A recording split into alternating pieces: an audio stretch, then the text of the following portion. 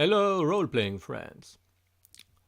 Today's topic is revisiting 4th edition and re-eventing or trying to view 4th edition through a narrative perspective.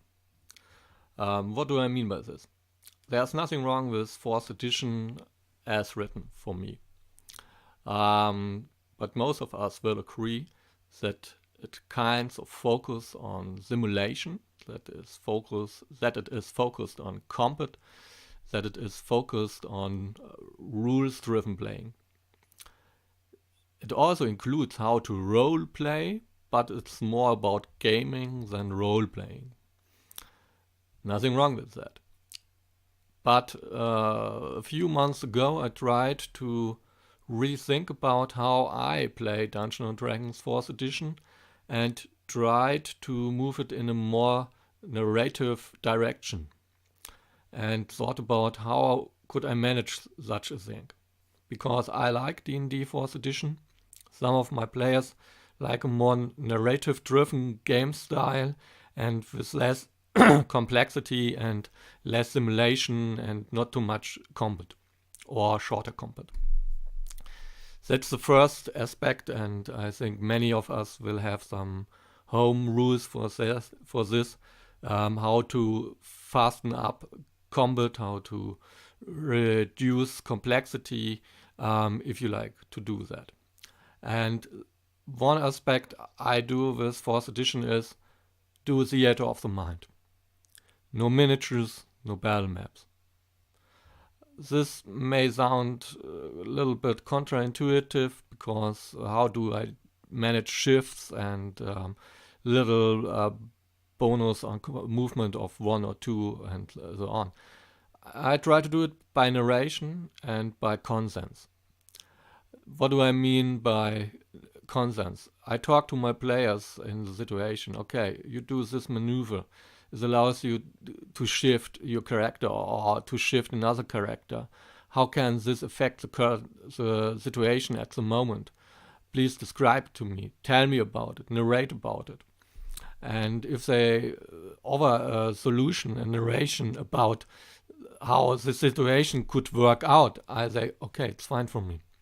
I would not argue about, oh no, that's more than 1 shift or 2 shift or 3 shift or whatever.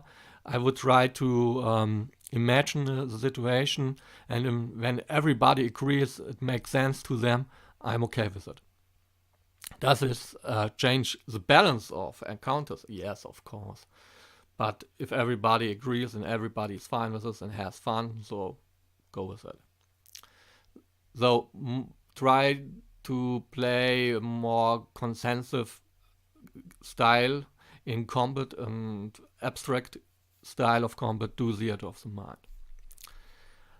What's the next thing? I like skill challenges, how they are written in the rules, but I tried something different. There's a role-playing system called Dungeon World from Adam Koebel, which I really like the system. And that's very focused on consequences. Whenever you do a skill check in Dungeon World, something will happen. There are 3 possibilities, a total success, a partial success, and a failure. And each of the 3 will have different consequences. And the consequences will have effect on the narration and will resolve through narration. And I tried this in Dungeons & Dragons. So if my players are trying to achieve something, I define in my head a skill challenge rating for a partial success and a full success. Full success works out like everything else in Dungeon World. Partial success offers my players the chance to decide for their character that they will succeed in the tasks they are trying, but it will have some negative consequences. Imagine a skill challenge like climbing up a wall. So the thief has a full success, he climbs up the wall as every time. He has a partial success. He can either decide that he reaches the top of the wall, but loses perhaps his dagger he used for climbing up. Or he is much louder as he tried to be, and the guardsmen are hearing him or seeing him. So that he achieves what he wants, but something negative also happens. And failure will always mean that something happens to him that will not be good for his character. Falling down the wall would be one thing, but it can also be the guardsmen again, but they are not just seeing him, but they start firing at him with their arrows. So he may also, he has a failure, reach the top of the wall, but will get hurt badly. This is explained very good in the Dungeon World rules. You can download the English rulebook as a PDF for free, as far as I know, at least the basic rules.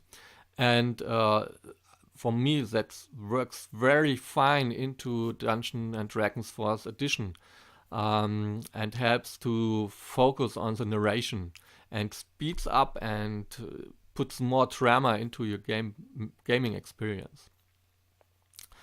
And the third option would be do monsters on the fly. So the monster construction rules are pretty clear and easy, in my opinion, to follow, and sometimes in a situation it can be very handy to improvise a monster for the narration. And when it's an improvised opponent, I will often make him a minion, or what I call a pseudo minion. He will not die by one hit for sure, but maybe for 2 hits, or a very good hit from a very strong character. So I would give him perhaps 10 hit points instead of 1 hit point. So many attacks will be able to kill him with 1 attack only at willpower, and sometimes you will need 2 attacks or even 3 attacks to kill such a character. But it's with 10 hit points, the combat will be fast and easy for bookkeeping. You don't need to put him with 60 hit points up there just to make him last 3 rounds or at least 3 attacks in a combat. Okay, that's some ideas I had so far. For me, the most important is using Dungeon World in combination with Dungeons and Dragons, because Dungeon World gives so much information, so much new ways to think about role-playing, and providing a kind of philosophy for role-playing in general, that it's enriched for me role-playing per se, and it fits very well into Dungeons and Dragons, especially 4th edition.